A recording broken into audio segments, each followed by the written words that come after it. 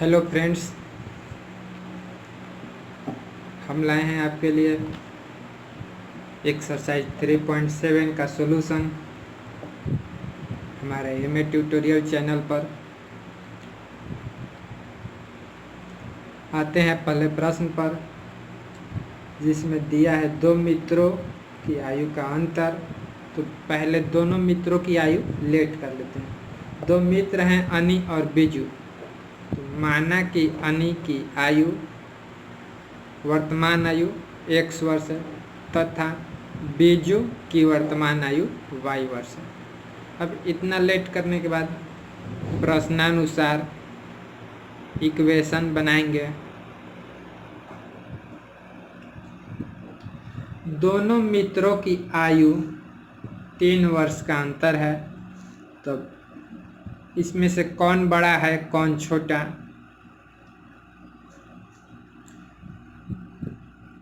तो इस आगे देखते हैं, शायद आगे पता चले। अनी के पिता धर्म की आयु अनी की आयु की दोगुनी है तथा बीजू की आयु अपनी बहन कैथी की आयु की दोगुनी है।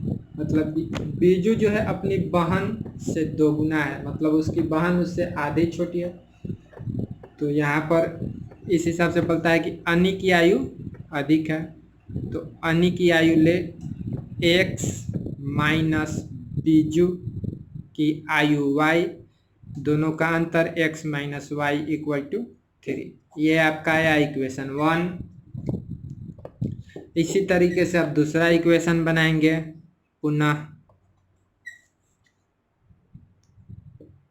अनी के पिता की जो आयु है अनी की दुगनी है, तो अनी की x इसमें 2 से मल्टीप्लाई कर दिए तो ये आ गया 2x माइनस। अब आते हैं बीजू की आयु अपनी बहन कैथी की आयु की दोगुनी है, मतलब कि बीजू दोगुना है तो कैथी जो है उसकी आधी होगी y/2। अब इन दोनों का अंतर जो है वो 30 वर्ष दिया है, 30। अब ये फ्रैक्शन में है तो यहाँ से एलसीएम लेते हैं। एलसीएम आया 2, तो ये आया 4x minus y equal to 30। ये 2 डिवीजन में है, इधर आएगा मल्टीप्लिकेशन में 4x minus y equal to 32 या 60। ये आपका इक्वेशन 2। अब इसको समीकरण 1 आपका ये है, 2 ये है, तब समीकरण 1 2, तो 1 लिखते हैं x minus y equal to 3, 4x minus y equal to 60। अब देखते हैं दोस्तों, ये y और y इक्वल है वैल्यू में, तो इसको विलुप्त करने के लिए, कटाने के लिए क्या करेंगे, अगर जोड़ेंगे तो दोनों साइन सेम ही है तो ऐड हो जाएगा, घटाएंगे तब साइन चेंज होगा और ये 0 होगा। तो ये घटाएंगे तो प्लस वाला माइनस, माइनस वाला प्लस, प्लस वाला माइनस, y कट गया। माइनस 4x में से x तो माइनस 3x इक्वल टू, ये माइनस 60 में से 3 माइनस किया माइनस 57। ये माइनस से माइनस कट गया, 3x equal to 57, x equal to 57/3। तो ये डिवाइड करेंगे इसको तो ये 90 टाइम्स में कट जाएगा, इसलिए x इक्वल टू 90 वर्ष। अब किसी भी इक्वेशन में x का मान रख देंगे। समीकरण 1 से x माइनस वाई तो 19 माइनस वाई इक्वल टू 3। अब ये y माइनस में इधर आएगा प्लस में, और ये 3 इधर ला देंगे माइनस में, तो 90 माइनस 3 इक्वल टू y, ये माइनस कर दिए, y इक्वल टू 16 वर्ष। इसलिए अनी की जो आयु, अनी की आयु इक्वल टू 19 वर्ष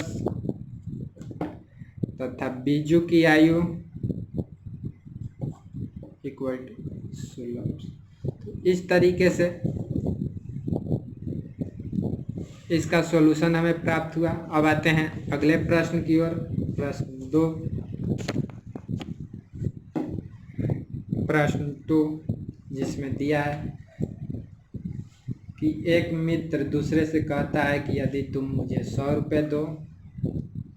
तो इस तरीके से दो मित्र हैं, दोनों के पास कुछ पैसे हैं, तो लेट कर लेते हैं। माना कि पहले मित्र के पास X रुपया तथा दूसरे मित्र के पास Y रुपया है। अब इस तरीके से मान लिए। अब आते हैं प्रश्नानुसार।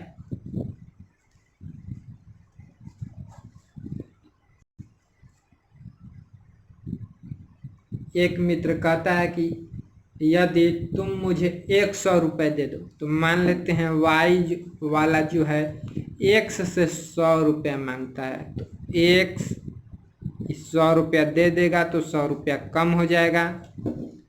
Y 100 रुपया लेगा तो ये 100 रुपया अधिक हो जाएगा। तो इस तरीके से X माइनस 100 Y प्लस 100। अब तुम मुझे 100 रुपये दे दो तो मैं तुमसे 2 गुना धनी बन जाऊंगा। अगर ये 100 रुपया लेगा तो ये 2 गुना धनी हो जाएगा। किससे? इससे। मतलब ये कम है, ये ज़्यादा है। कितना ज़्यादा है? तो 2 गुना। तो इसमें अगर 2 से मल्टीप्लाई कर देते हैं तो ये दोनों इक्वल हो जाते हैं। अब इस तरीके से 2x minus 200 equal to y plus 100। अब ये y इधर है, माइनस में लाते हैं। 2x minus y equal to, ये माइनस 200 है, इधर आएगा तो प्लस 200 और 100 300। इस तरीके से इसको इक्वेशन 1 लेट कर लेते हैं। अब आते हैं पुनः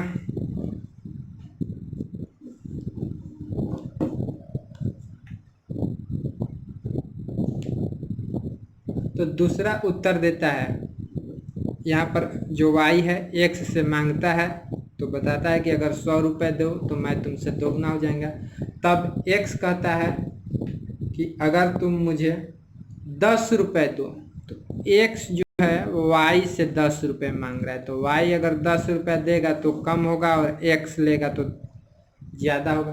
तब क्या होता है कि ये जो है 10 रुपया केवल लेने के बाद ये 6 गुना हो जाता है। किससे? इससे। तो इसमें 6 से मल्टीप्लाई। अब फिर दोनों इक्वल। अब तोड़ते हैं। x plus 10 equal to 6y minus 60। अब x ये प्लस में इधर आएगा माइनस 6y इक्वल टू, ये प्लस में इधर आएगा माइनस में 60 और 10 70। ये आया इक्वेशन 2। अब इस तरीके से आपका 2 इक्वेशन आया। दोनों इक्वेशन को आप सॉल्व कर सकते हैं। तो आप सॉल्व करने का इसको प्रयास कीजिए। अगर फिर भी कुछ प्रॉब्लम होता है तो आप हमारे कमेंट सेक्शन में पूछ सकते हैं। अब हम आते हैं अगले प्रश्न की ओर। अब प्रश्न 3, जिसमें एक रेलगाड़ी है, एक अपनी स्पीड से कुछ दूरी तय करती है। तो मान लेते हैं कि रेलगाड़ी की चाल x किलोमीटर पर आवर। रेलगाड़ी की चाल x kilometre per hour let कर लिए और तथा दूरी जो डिस्टेंस ट्रैवल कर रही है उसको तय करने में मान लेते हैं y घंटा इसको समय लगेगा। तो टोटल डिस्टेंस क्या होगा? कुल दूरी इक्वल टू चाल गुना समय x into y x y. अब आते हैं प्रश्नानुसार।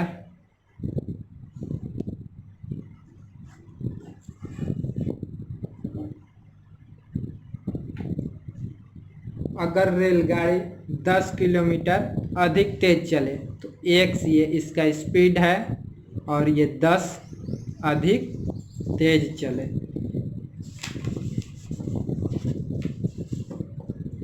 तब उससे नियत समय से जो उसका समय था y, उससे 2 घंटे कम लगते हैं। अगर स्पीड बढ़ाएगी तो टाइम कम लगेगा, जाहिर सी बात है। तो ये अब स्पीड हो गया, नया स्पीड x + 10, नया टाइम y - 2। ये चाल गुना समय इक्वल टू दूरी, तो दूरी हमेशा फिक्स ही है, केवल स्पीड और टाइम कम हो रहा है। तो हमारा पहली दूरी xy, तो अभी की दूरी भी xy ही, दूरी उतनी ही है, बस चाल और टाइम कम हो रहा है। अब इसको तोड़ते हैं, x में y से मल्टीप्लाई हुआ xy, x में 2 से मल्टीप्लाई हुआ -2x, 10 में y से +10y, 10 में -2 से -20 इक्वल टू xy। अब ये xy और ये xy कट गया। अब इस तरीके से एक इक्वेशन बनाते हैं, -2x + 10y, ये -20 है, इधर आएगा +20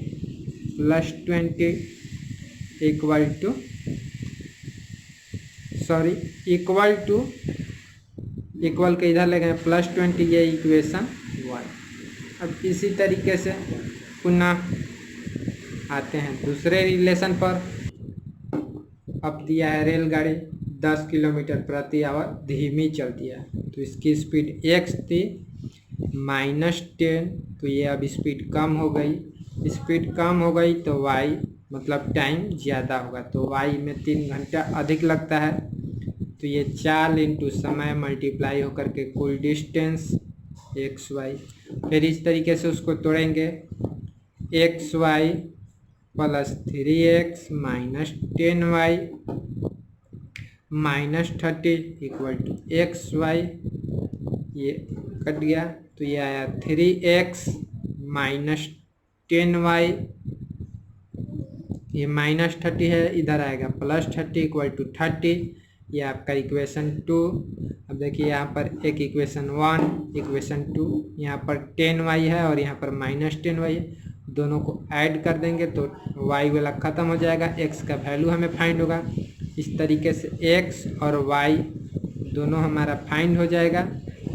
अब x और y फाइंड करने के बाद इसमें पूछ रहा है रेलगाड़ी द्वारा तय की गई कुल दूरी, तो कुल दूरी हमारा यहाँ पर है, कुल दूरी x और y मतलब चाल गुना समय। जब चाल गुना समय पता हो जाएगा तो दोनों का मल्टीप्लिकेशन करके कुल दूरी प्राप्त कर लेंगे।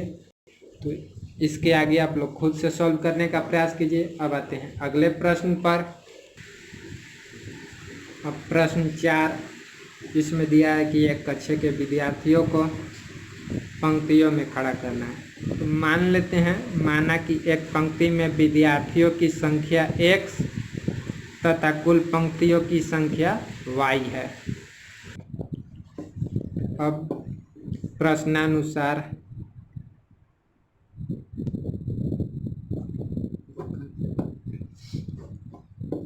एक पंक्ति में मान लिए x, कुल पंक्ति y, इस तरीके से कुल विद्यार्थियों की संख्या, तो एक पंक्ति में विद्यार्थियों की संख्या मल्टीप्लाई कुल पंक्ति की संख्या, तो x × y xy कुल विद्यार्थियों की संख्या हो जाएगी। इस तरीके से दिया, यदि पंक्ति में 3 विद्यार्थी अधिक हों, एक पंक्ति में x है, अगर 3 अधिक x + 3, तो जो पंक्ति है एक कम होती है,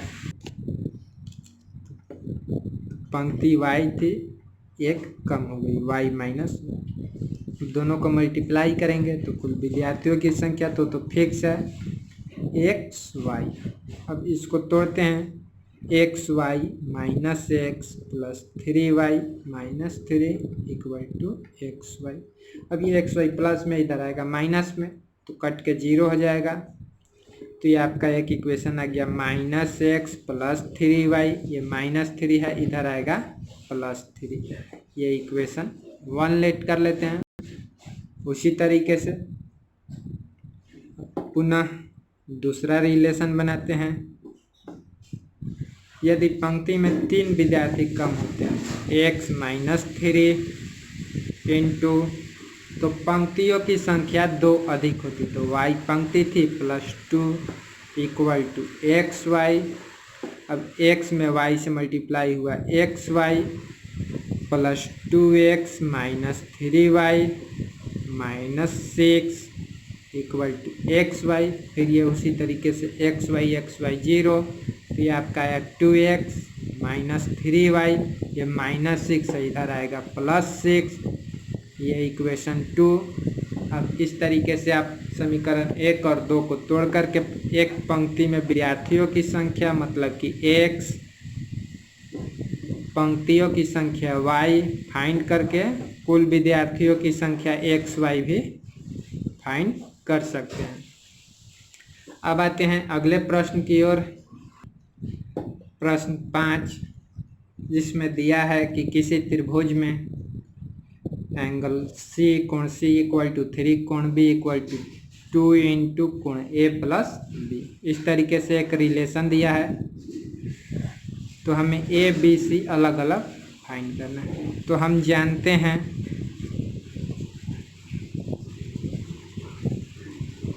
हैं कि किसी त्रिभुज में angle A plus angle B plus angle C equal to कितना होता है, तो ये 180 डिग्री, ये हमको पता है। A plus B plus C equal to 180 degree, चाहे ट्रायंगल कोई भी हो। अब देखते हैं, ये हमारा 2 चर वाला समीकरण है, इसलिए इसको 2 चर ही रखेंगे। तो C को ये करते हैं, C का वैल्यू B में पुट कर देते हैं, या C का वैल्यू ये भी पुट कर सकते हैं, तो केवल A और B में आएगा। तो C का वैल्यू ये पुट करना इजी रहेगा। Angle A equal plus angle B plus C का 3B इक्वल टू 180। तो अब यहाँ से एंगल A प्लस 1B और ये 3B मिल करके 4B इक्वल टू इक्वेशन 180, ये इक्वेशन 1 लेट कर लिया। अब दूसरा इक्वेशन हम देखते हैं, हमें केवल A और B का फॉर्मेट लेना है और कोई फॉर्मेट लेना ही नहीं है दूसरा इक्वेशन के लिए।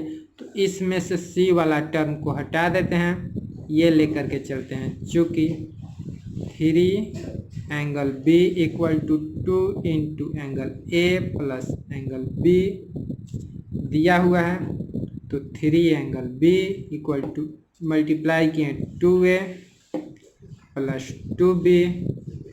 अब ये 3B है, इधर आएगा माइनस में, तो ये आएगा 2A plus 2B minus 3B, ये इधर आ गया तो इधर बच गया 0। अब ये इसको 2A प्लस 2B और माइनस 3B, तो ये बचेगा माइनस B इक्वल टू 0। अब देखिए, ये इक्वेशन 2 लेट कर लेते हैं, ये इक्वेशन 1 है, ये इक्वेशन 2 है। दोनों को सॉल्व करके A और B का वैल्यू फाइंड कर लेंगे और फिर यहाँ से B का वैल्यू पुट करके C का वैल्यू फाइंड कर लेंगे। इस वीडियो में इतना ही, आगे का सॉल्यूशन हम लाएंगे अगली वीडियो में।